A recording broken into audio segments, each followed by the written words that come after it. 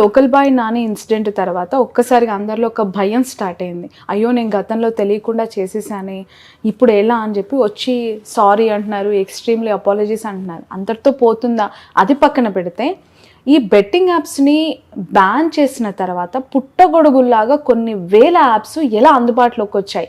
ఈ ఇన్వెస్టిగేషన్లో ఈ ప్రాసెస్లో మీరు తెలుసుకుంది ఏంటి? సోషల్ మీడియా యుగము, టెక్నాలజీ యుగము.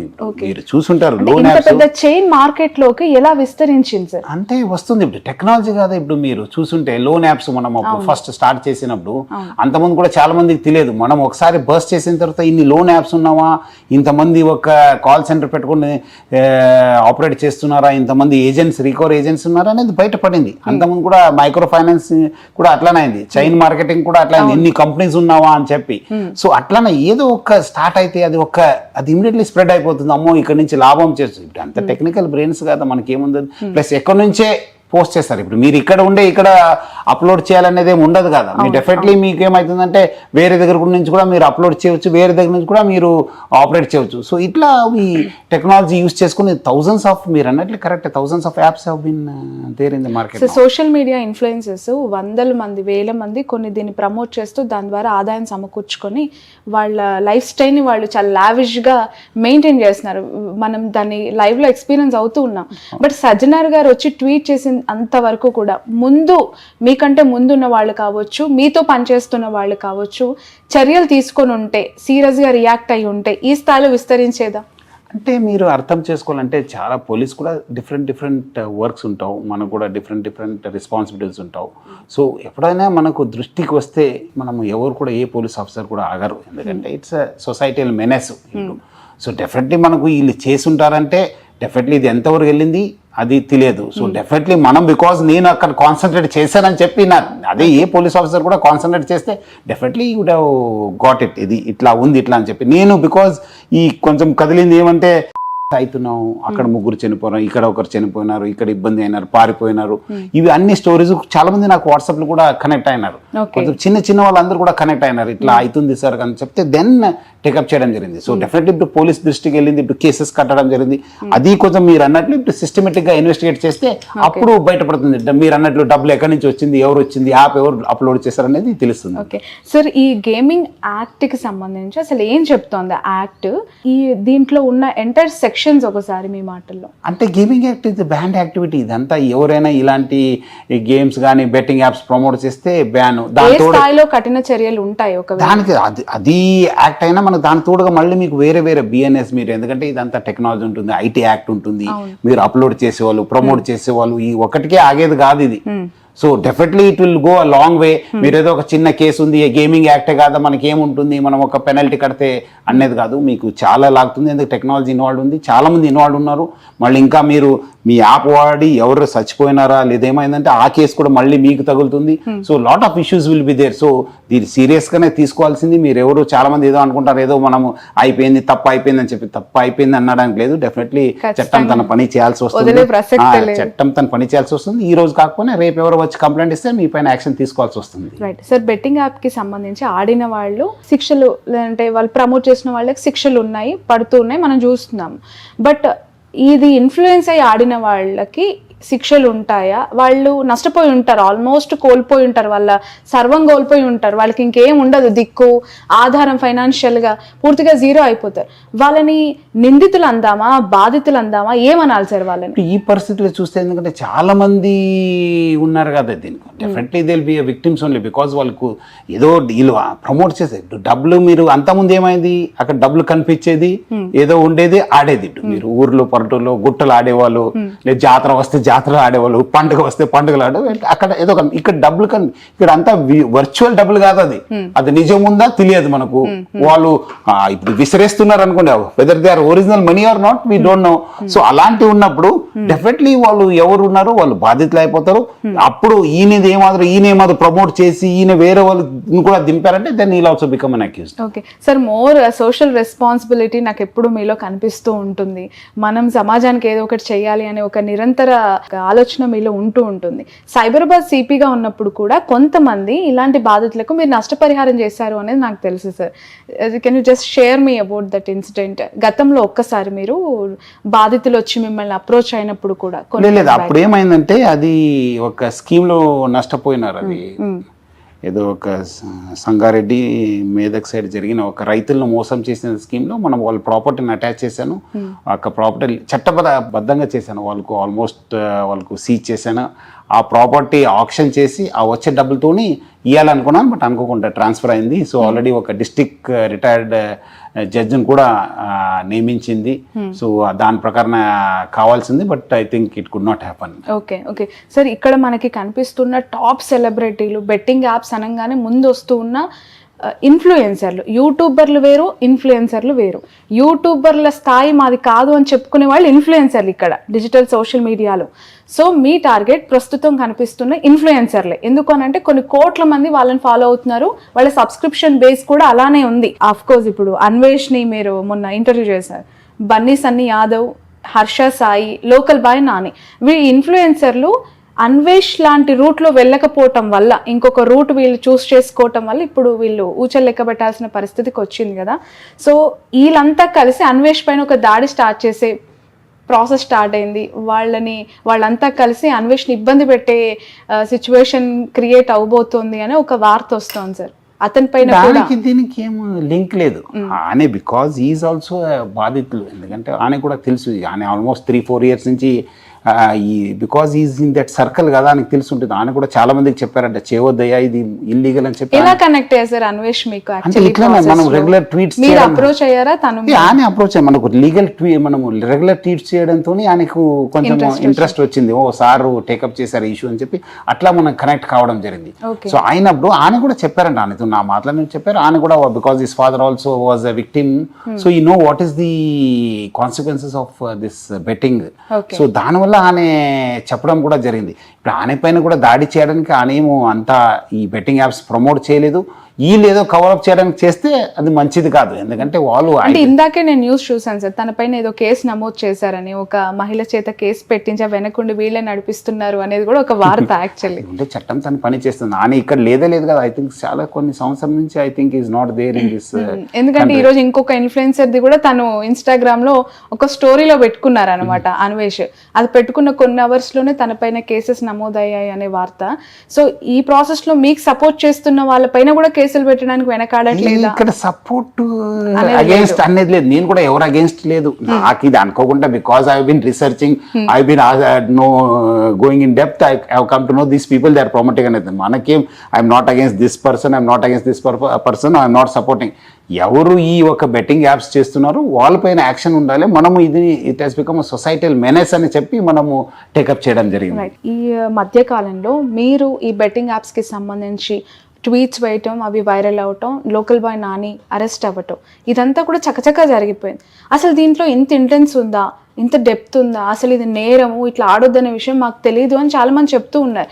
నిజంగా అవగాహన లేక వాళ్ళ అలా ఆడేసి ఉంటారా, లేదంటే అవగాహన ఉండి కూడా ఏం చేస్తాయిలే జస్ట్ అట్లా మేనేజ్ చేయొచ్చు అని అనుకుని ఉంటారు? అంటే మీరు ఇనీషియల్ స్టేజ్ లో మీరు అన్నట్లు ఏం కాదు కాదా అని చెప్పను, but as they go in depth వాళ్ళకి అర్థమైతుంది it's zero sum game.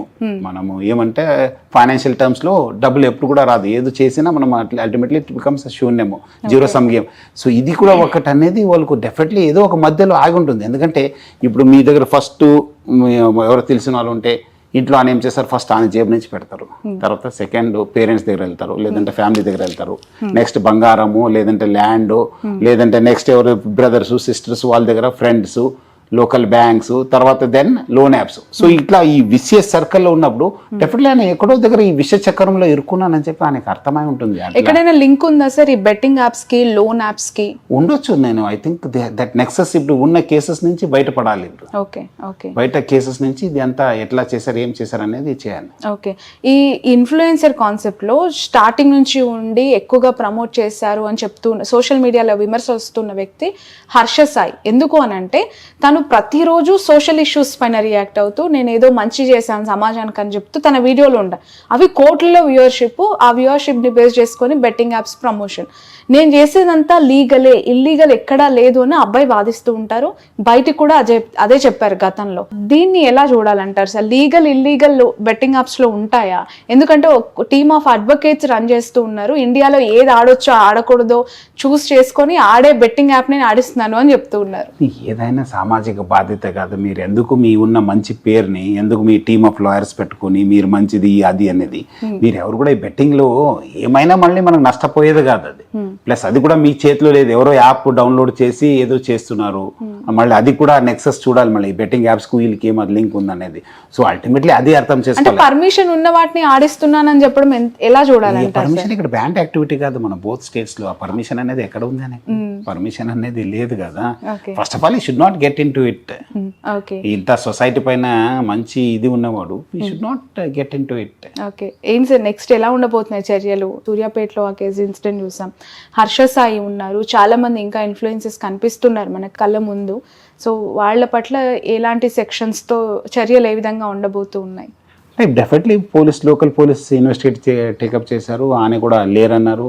Plus వాళ్ళు కూడా ఎవరెవరు ఏమన్నారని కూడా లోకల్ కొంత ఇన్ఫర్మేషన్ కూడా కలెక్ట్ చేస్తున్నారని చెప్పి తెలిసింది. వాళ్ళ బ్యాంక్ అకౌంట్స్, వాళ్ళు చేసిన ప్రాపర్టీస్, ఎక్కడెక్కడ తిరిగారు, ఎవరెవరు దీనికి ఇన్ఫ్లుయెన్స్ అయినది కూడా బయట వస్తే దాన్ని హోలిస్టిక్గా మనము రావచ్చు. ఇప్పుడు వాళ్ళ ద్వారా నష్టపోయి మా లైఫ్ని ఇలా కోల్పోయాము అని ఒకవేళ మీ దగ్గర కావచ్చు పోలీస్ స్టేషన్కి వెళ్ళి కంప్లైంట్ చేస్తే ఎలా ఉంటుంది సార్?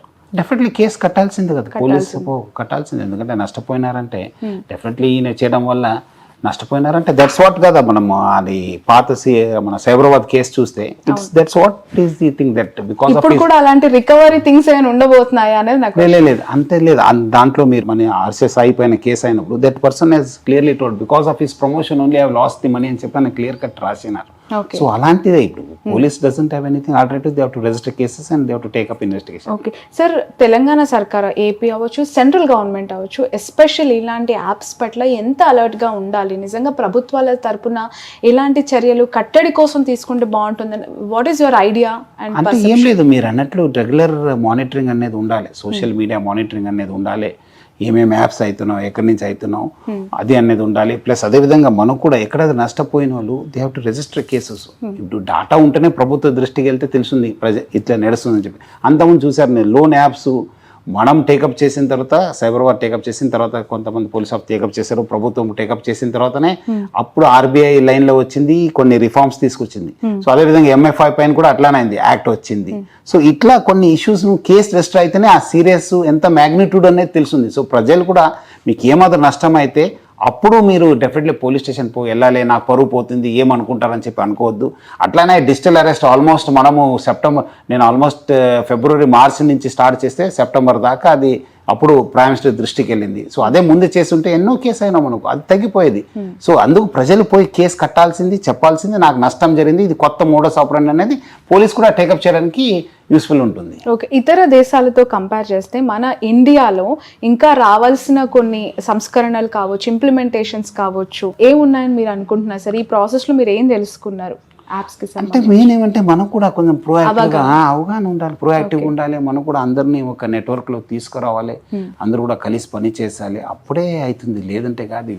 చాలా బికాజ్ ఈ టెక్నాలజీ ఉండడంతో స్ప్రెడ్ అనేది చాలా ఫాస్ట్గా ఉంది. ఇటు మీరు అదే యాప్ని మీరు అక్కడ చిత్తూరులో కూడా ఆడవచ్చు, ఇక్కడ ఆదిలాబాద్లో కూడా ఆడవచ్చు, శ్రీకాకుళం కూడా ఆడవచ్చు, మహబూబ్నగర్ కూడా, ఎక్కడైనా మీరు టెక్నాలజీ కాదు. అంతకుముందు ఎవరో ఒక గ్యాంగ్ కలిసి ఇక్కడ ఆడిపిస్తాను అది అనేది లేదు కదా concept. So that is what is the power of technology. మనం కూడా అదే టెక్నాలజీ వాడుకొని మనం we have to work for the society. Okay, మీ పిలుపుతో చాలా మంది సెలబ్రిటీస్ ఆడిన వాళ్ళు ఉన్నారు, వాళ్ళు వచ్చి సారీ చెప్తున్నారు. ఆడని వాళ్ళు దీన్ని సే బై టు బెట్టింగ్ యాప్స్ అని చెప్పి దీన్ని బ్యాన్ చేయాలని చెప్పి పిలుపునిస్తూ ఉన్నారు. ఏ విధంగా అనిపిస్తుంది సార్? మంచిది కదా, ఒక మంచిది కాదు. ఒక ఇష్యూని బయట వచ్చారంటే it's a good thing for the society. మనకు కూడా మనకేమి దీని నుంచి మనకేమి వచ్చేది కాదు, పోయేది కానీ, బట్ ఒక సొసైటీలో ఒక ఇష్యూ ఫ్లాగ్ అయింది కదా.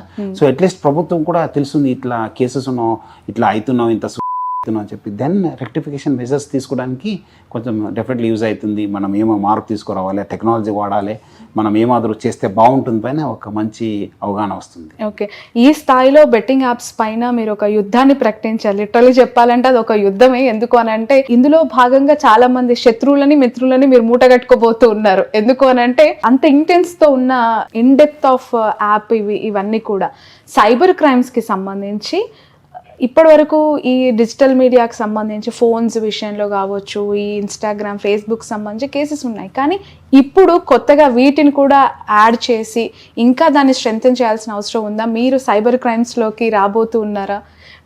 సైబర్ క్రైమ్స్ని టేకప్ చేయబోతూ ఉన్నారా?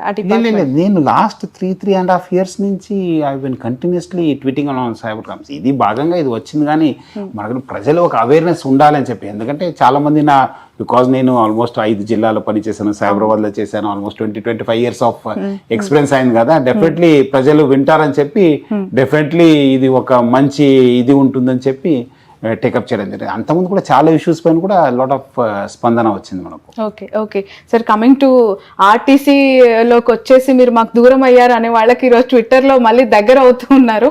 ఎలా ఉంది సార్? 9,000 బస్సులు ఉన్నాయి తెలంగాణ రాష్ట్రానికి, అయినా బస్సుల్లో సరిపోతలేదు, ప్లేస్ లేదు అని చెప్పి కొట్టుకుంటున్న వాళ్ళ సంఖ్య కూడా ఆ స్థాయిలోనే ఉంది.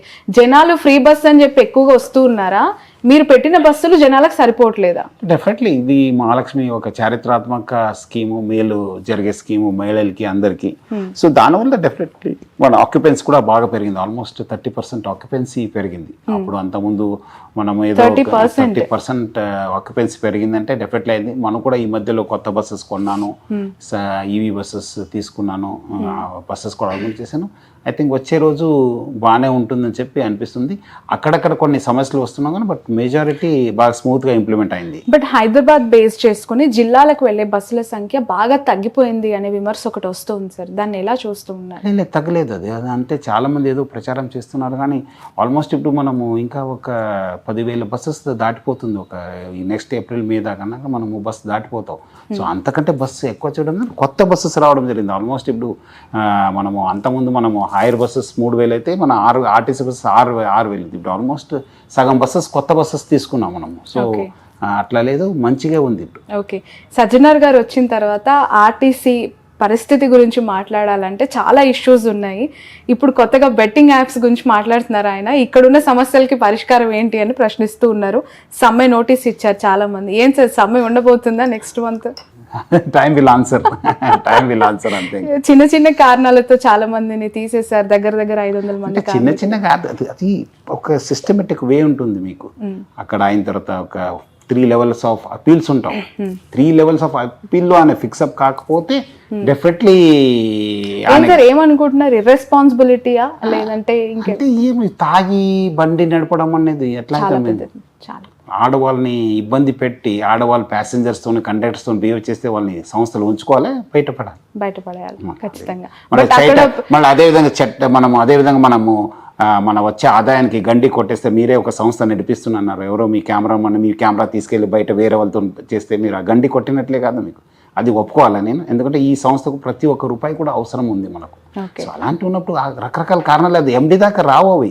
చాలా మంది ఏదో భ్రమేలో ఉన్నారు, ఎండి దాకా ఇష్యూనే రాదు, అంతే అక్కడ ఈడీ లెవెల్నే అయిపోతుంది. అది అంతే, మనకు అది మేనేజ్మెంట్కి అది ఇష్యూ ఉన్నది. వాళ్ళకి 3 levels ఆఫ్ అపీల్స్ ఉంటాయి వాళ్ళకి. ఓకే సరే, ఆర్టీసీ ఎప్పటి నుంచో కూడా ఒక విమర్శ, అది ఏ ప్రభుత్వం ఉన్నా కూడా. నేను మిమ్మల్ని ఒక ఆఫీసర్గా ఈ క్వశ్చన్ అడుగుతూ ఉన్నాను.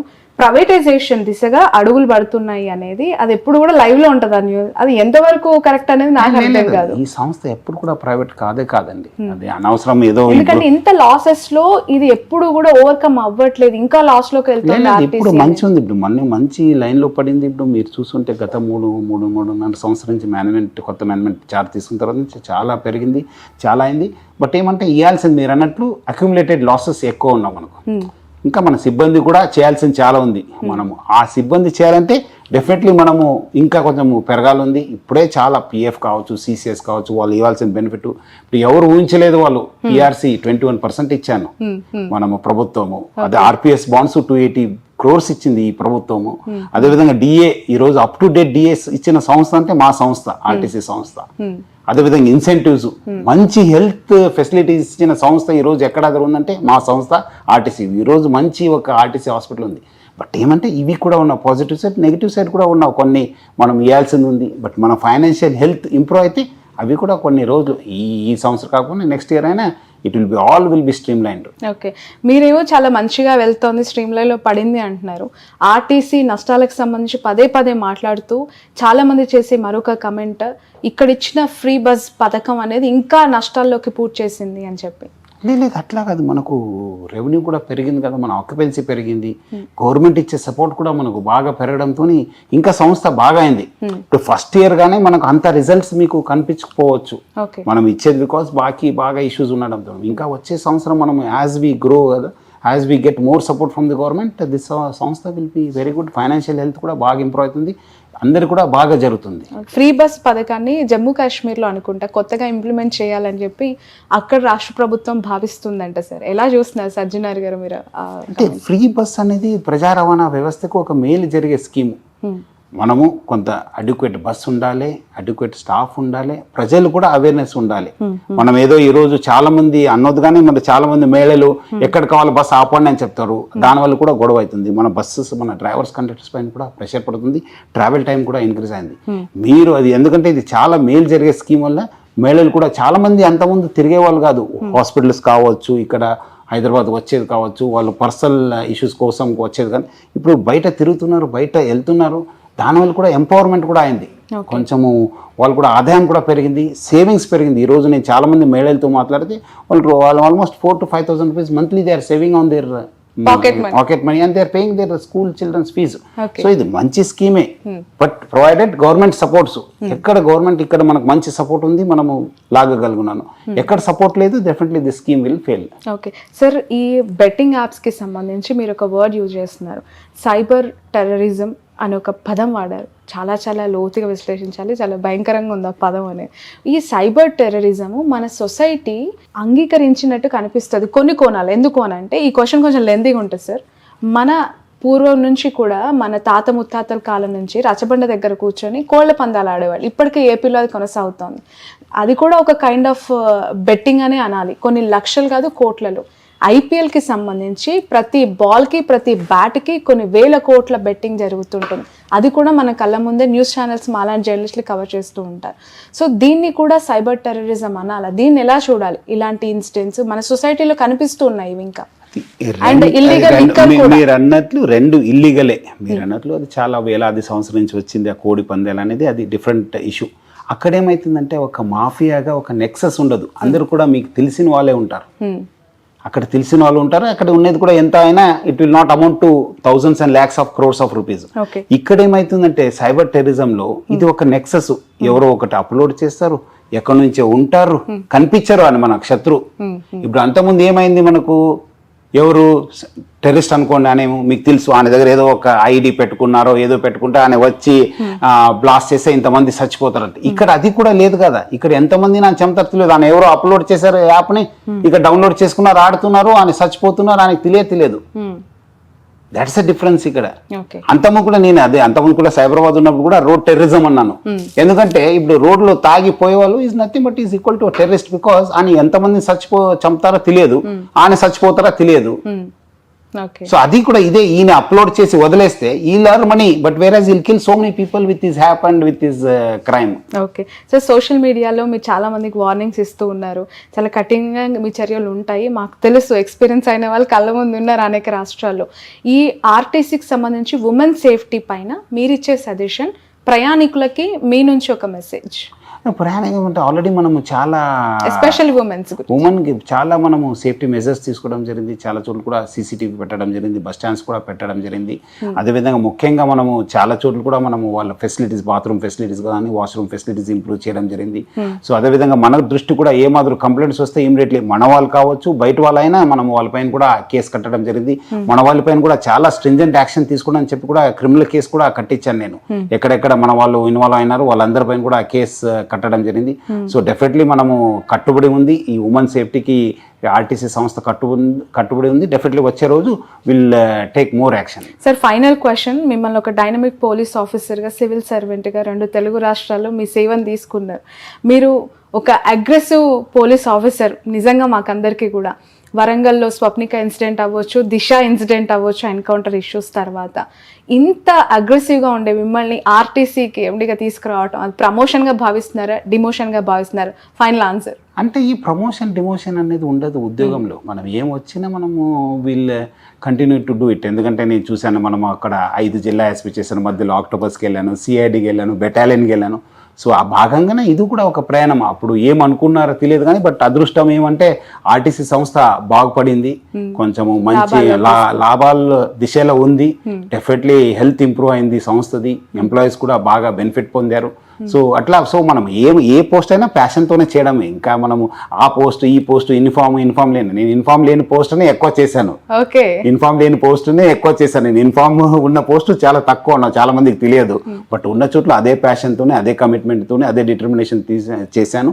అదే ఒక తపనతోనే సమాజానికి ఏదో మేలు జరగాలని చెప్పి ఉద్దేశంతో. మీరు ఎక్కడ కంఫర్ట్గా ఉన్నారు సార్? యూనిఫామ్ లోనా, యూనిఫామ్ లేని జాబ్ లోనా? అన్ని చోట్ల comfortable. It's nothing, doesn't make any difference. ఇప్పుడు అన్నాను, ఇప్పుడు ఇష్యూ టేకప్ చేశాను. It's only just it's a matter of this one కదా. మనకేం అక్కడ ఉంటేనే న్యాయం చేయవచ్చు, ఇక్కడ ఉంటేనే న్యాయం చేయవచ్చు అని చెప్పి అది ప్రజలు చాలా మంది పోలీస్ ఆఫీసర్ అనుకుంటారు. కానీ ప్రతి దగ్గర కూడా పోలీసు పని ఉంది, ప్రతి దగ్గర కూడా గవర్నమెంట్ అట్లా ఉంటుంది. అది పని ఉన్న చోట్లనే వేస్తారు. సో డెఫినెట్లీ ఇక్కడ కూడా వర్క్ ఉండింది అనుకుంటాను, అప్పుడు ప్రభుత్వం వేసింది.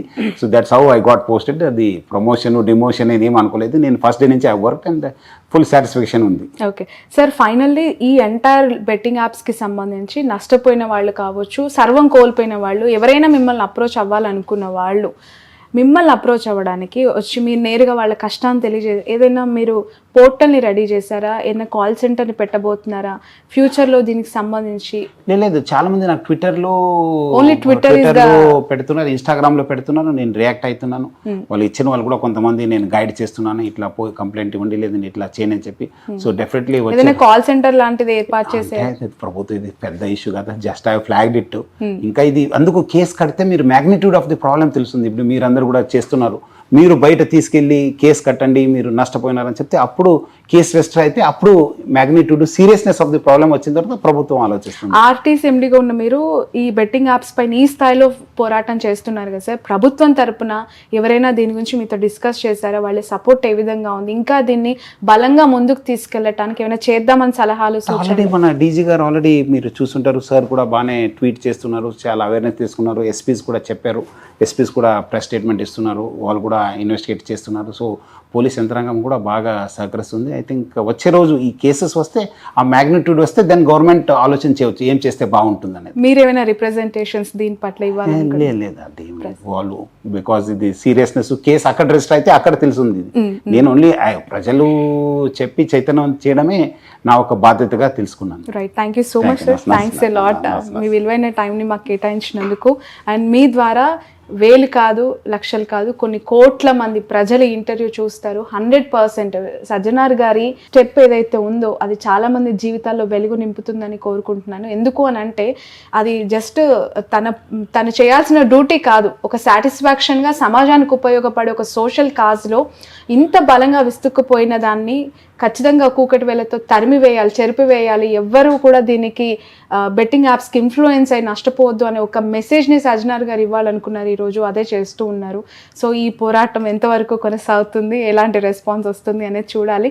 ఖచ్చితంగా say no to betting apps అనాల్సిన సమయం మాత్రం వచ్చింది. ఇది ఇంకా స్ట్రాంగ్గా ముందుకు మాత్రం తీసుకెళ్ళాలి. ప్రతి ఒక్కరు కూడా దీనికి రియాక్ట్ అయ్యి ఏది మంచి ఏది చెడు అనేది మాత్రం అవగాహనతో ఉండి వాళ్ళ లైఫ్ని ముందుకు తీసుకెళ్ళాలి. That's all for now.